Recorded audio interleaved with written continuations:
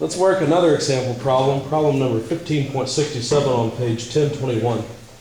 Roberts linkage is named after Richard Roberts and can be used to draw a close approximation to a straight line by locating a pin at point F. The distance AB is the same as BF, DF, and DE. Knowing that the angular velocity of plate BDF is 2 radians per second counterclockwise when the angle theta is 90 degrees, determine the angular velocities of bars A, B, D, E, the velocity of point F, when theta is 90 degrees. And I think they already said that. When theta is 90 degrees, point F may be assumed to coincide with point E with negligible error in the velocity analysis. So let's sketch what we've got here. I'm going to go ahead and sketch the mechanism in its position, in the position that was given. Except that's not quite right. Yeah, that is right. That'll work. Yeah, it's probably a little too high. There we go. And then rather than that, let me put this here just beside of it so you can see what's going on. So point F is still down here, point B is here, point D is here, point A is over here, and we're assuming that both point F and point E are pretty much coincident with one another. I think there's a little bit of trouble with the geometry if you do that, but it's not a huge error, so they said just neglect it. Okay. So if you have the book, look at the original configuration so you can see how this thing looks before it's moved into this position. But in this position, one of the things they told us is that the spacing here is 12 inches. So what that means is that we formed an equilateral triangle with a 60-degree angle on each side. I think that's all of the geometry that we needed. Now we're supposed to, well, let me know some things. They told us that the length AB is equal to BF, which is equal to DE. That's not really a surprise. AB equals BF equals DE. All that makes sense. The angle theta is 90 degrees. Now the angle theta is this angle in here, okay? So theta equals 90 degrees. Basically this length DE is just vertical. That's what that means. And we're supposed to find the angular speed of AB, the angular speed of DE, and the velocity, the linear velocity of point F. Notice that we're only dealing with velocity right now. We're dealing with angular velocities of the side links and the velocity of point F, which is at the base of that body, BDF, whose angular speed was given as 2 radians per second counterclockwise. Okay? So at this particular instant, this particular body is moving 2 radians per second this way. Okay?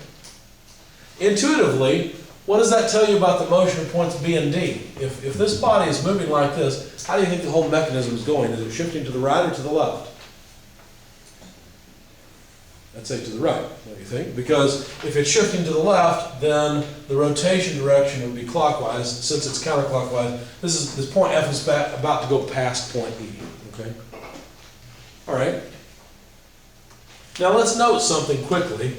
All of these angular velocities, the angular velocity of BD is a magnitude in the K direction. In other words, if I set up a normal X, Y coordinate system, all these rotation directions are out of the plane. Does that make sense? Whether they're positive or negative, I don't know. I don't really care. Here's a positive one. But my only reason for writing this down is just to note that the angular velocity of these 2 side links is all just in the K direction. Okay? All right. Now we know something about the motion of the body in the middle, the body BDE. That's something we know about. And we have to somehow relate the motion of this body to the motion of AB and link DE. Because that's what we've been asked questions about. What's the angular speed? And by the way, what is the velocity of F? Well, excuse me. Excuse me. Let me start off by noting that the velocity of point B could be written in terms of the angular speed of AB and a vector from A to B. This is just V equals omega cross R. All I'm doing is I'm saying the velocity of this point has to be the angular velocity of AB crossed with the vector from A to B. So there is our AB. You see it? That has to be true. Now let's see if we can fill in some details for this velocity. For example, what is vector AB? How does it go?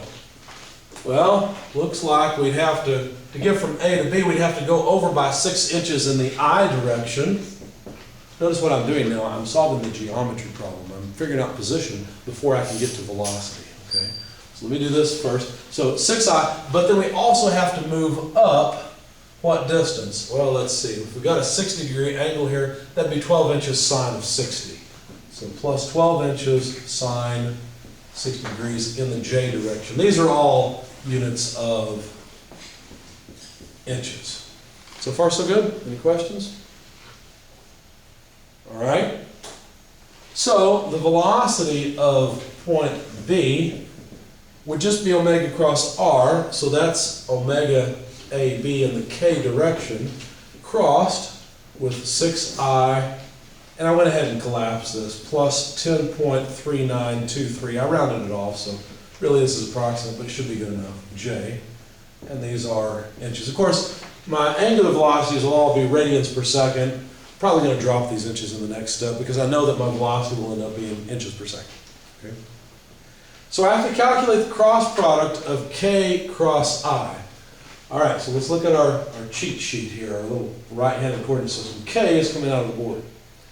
So if I point the fingers of my right hand in the direction of K and rotate them through the smallest angle to get to I, then I compute J. In other words, K cross I is J.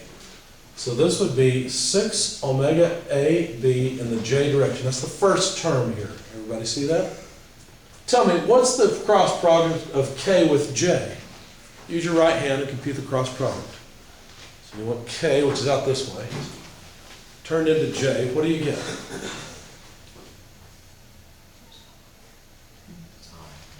Almost I, not quite. Take your hand and go the other way first, because K is pointing out of the board. So you need to kind of turn, no, K, not K. K is coming out of the board. You see? K cross J is, which is negative I. See that? So K cross J will be negative I, so we'll end up with negative 10.3923 omega AB in the I direction. Okay? So now we've got the velocity of point B in terms of the angular speed of link AB. Okay? We can do the same thing for the velocity of point D. That would be the angular speed of link DE. Notice what I'm doing here is I'm dealing with this side link over here, crossed with the vector R that moves from E to D. So that's just this vector right here. Okay? R from E to D. Now, I'm not going to bother writing down a separate line from R to E to D because it's really simple. It's just 12J, isn't it? R from E to D is just 12J. So we can just put that in line. I'll note that omega DE only has a K component. That needs to be crossed with R from E to D, which we just agreed was 12J. What is K cross J? We just asked that. K cross J, negative I. So this would be negative 12 omega DE in the I direction. Now, why did I bother with this? Why did I write the velocity of this point on this link in terms of the angular speed of that link? Same thing here for B in terms of the angular speed of link AB. Here's the key. Point B is a point on body BDE, as is point D.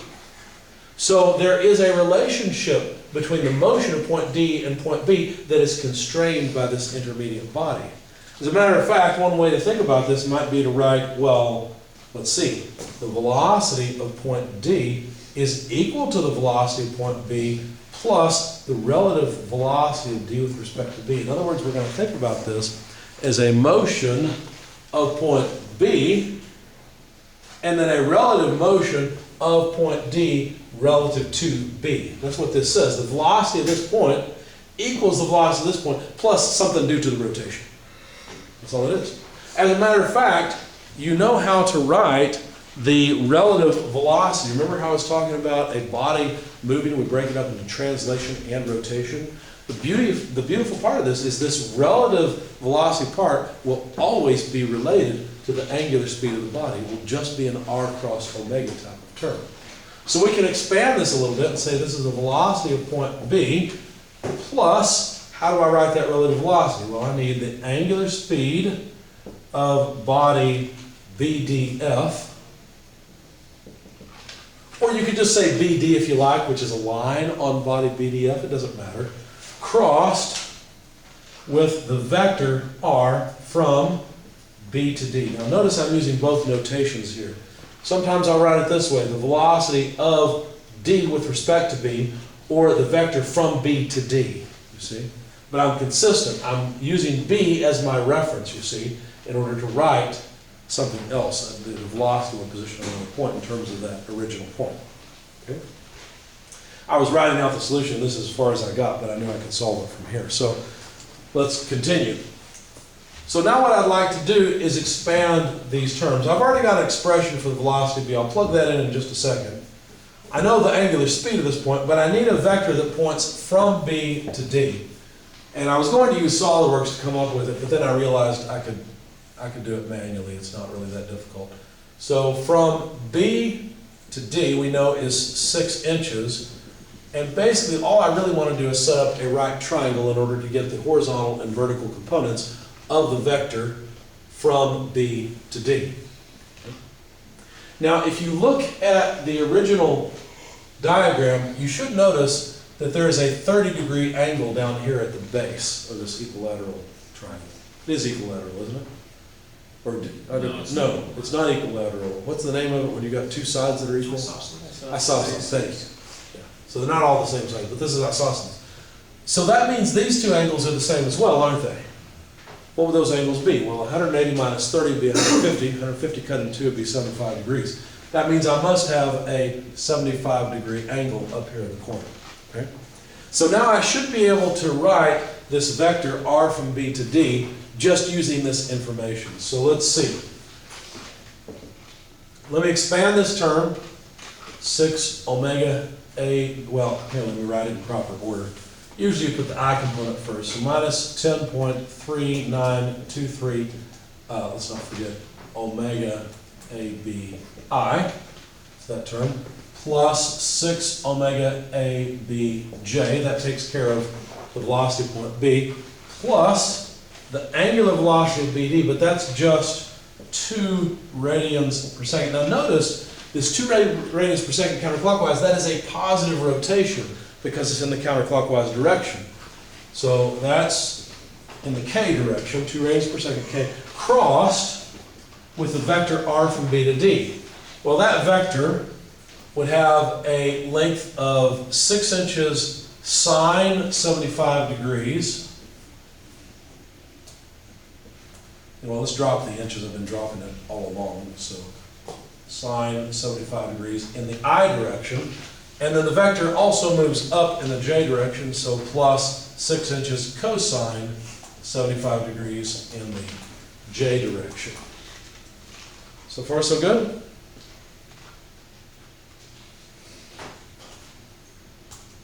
Now, let's not forget, we've got another expression for the velocity point D. It came from the motion of the side link. So let me just erase this because I'm going to need some space. And let me know, it's negative 12 omega dE in the I direction, okay? What's the difference between this expression for VD and this expression? Well, this one comes from the motion of the intermediate link. This comes from the motion of the side link. But obviously these two velocities have to be the same. They're the same point, okay? So let me continue with this. I guess I'll work my way back up and just note that this velocity of point D came from considering relative motion of 2 points on that intermediate body. So let's see. We'll just copy, well, in fact, you know what? In the interest, well, I guess I'll copy 10.3923 omega ABI plus 6 omega ABJ plus, now we need K cross I. What is K cross I? This is good practice. K cross I is?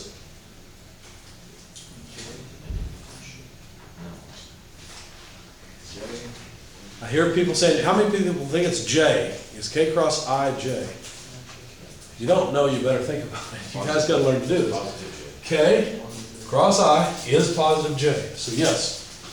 So we need 2 times 6 is 12 sine 75 degrees. K cross I, yes, is positive J. Notice I'm dropping my units, but I'll end up with inches per second, so it doesn't really matter. How about K cross J? K cross J is negative I, right? K cross J, negative I.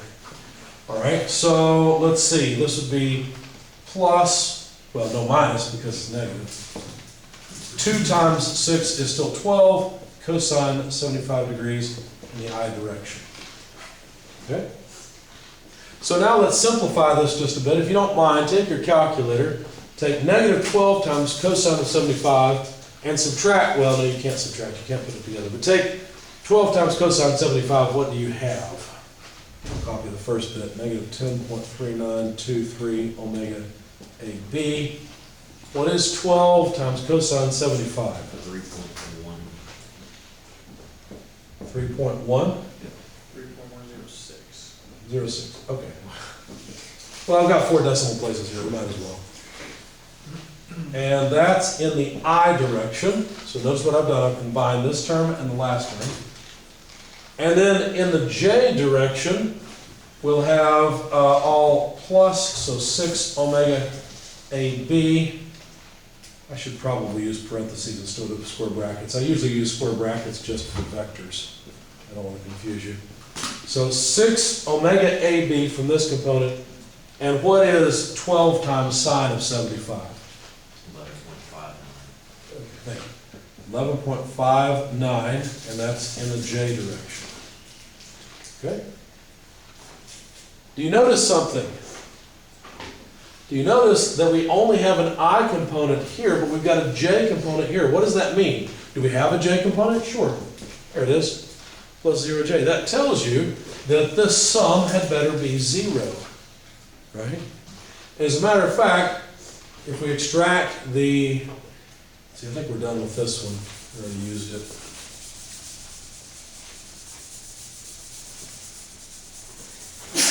Bless you.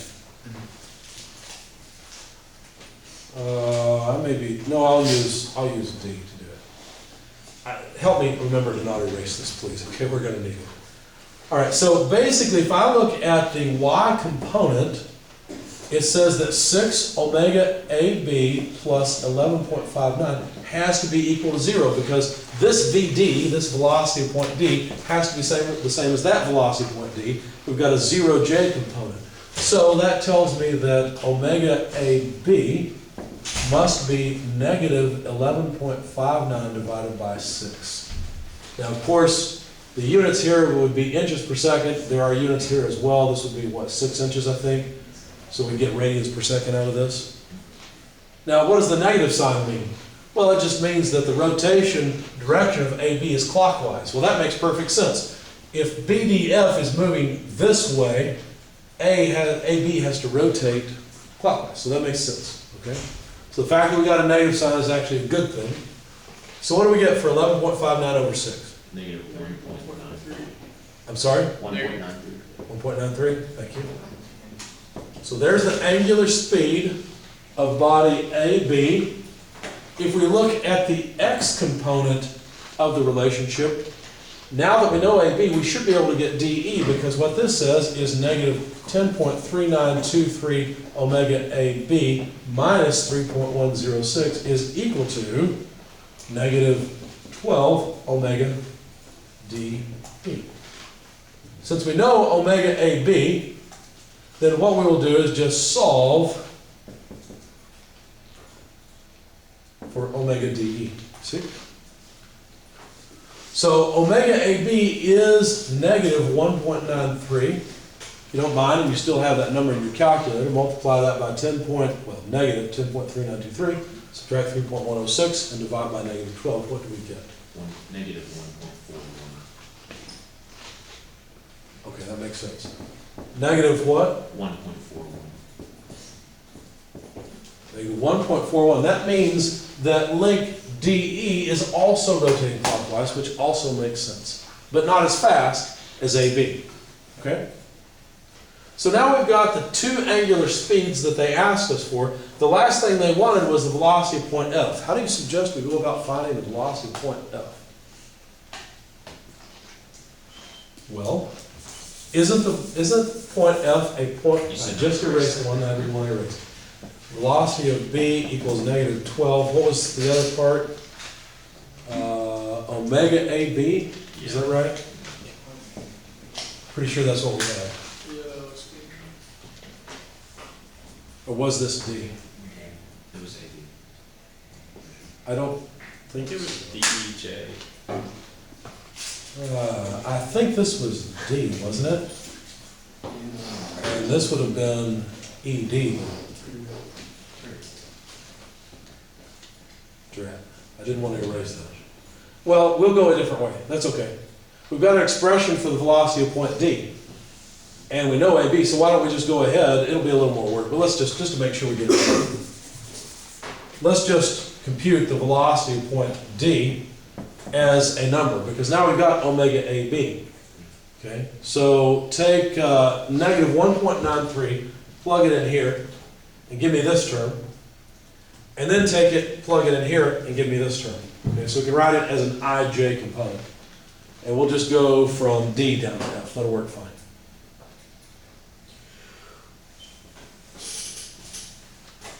What was our W? AB, that was negative 1.93.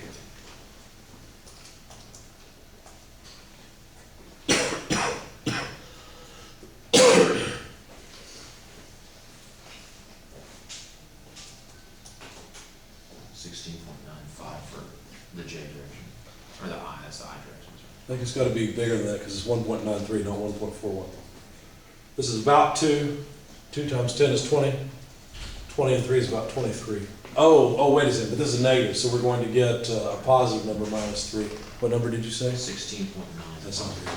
16.95? Yeah, for the other direction. I don't really should know. Thank you.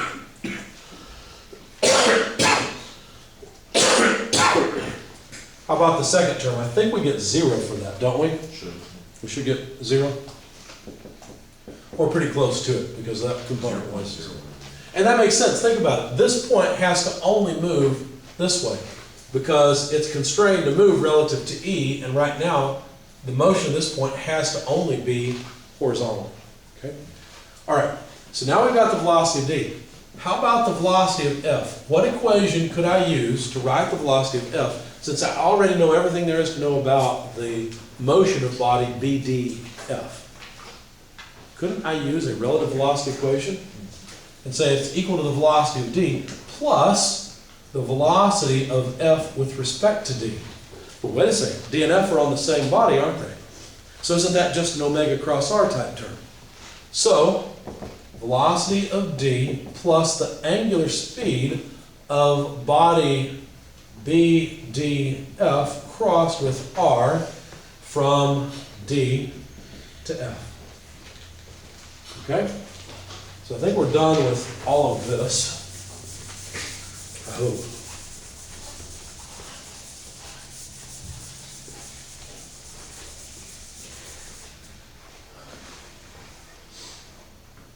So the velocity of D we already know. We've got a number for that, or a vector for that. The angular speed of body BDF we know is 2 radians per second in the k direction. And we just need a vector that goes from D down to F. So wouldn't that simply be negative 12J? Of course, it's inches if you like. Right? Because the vector from D down to F points in the negative J direction. Make sense to everybody? So what is K cross negative J? Positive I. That's right. So we're going to have the velocity of D plus let's see, K cross J is positive, actually it'll be minus because we've got to carry that minus sign through. 2 times 12 is 24 inches per second. K cross J. Oh, wait a second, I said K cross negative J, I put it into the cross product, didn't I? Okay, so K cross negative J, yeah, that would just be in the I direction. Okay, so the velocity of point F will be equal to the velocity of point D plus this. So what does that look like? Well, the velocity of D is 16.95 I. Add to that 24 I, and we'll have a result. So 24 and 16 are 40. So 40.95 inches per second in the I direction. Okay? That's it. Which is interesting. What's the whole point of this mechanism? It's to cause point F to move in a straight line. And right now, point F is just moving in the horizontal direction. Seems like it's working. Okay. Any questions about all this? Lots of cross products to consider. Remember that the relative velocity is an omega cross r type of term. And anytime you know something about a body's motion, like a velocity of a point and an angular speed, you can say anything about any other point that you want. You can figure out anything you want to know about any other point in the body. Okay? Anything else?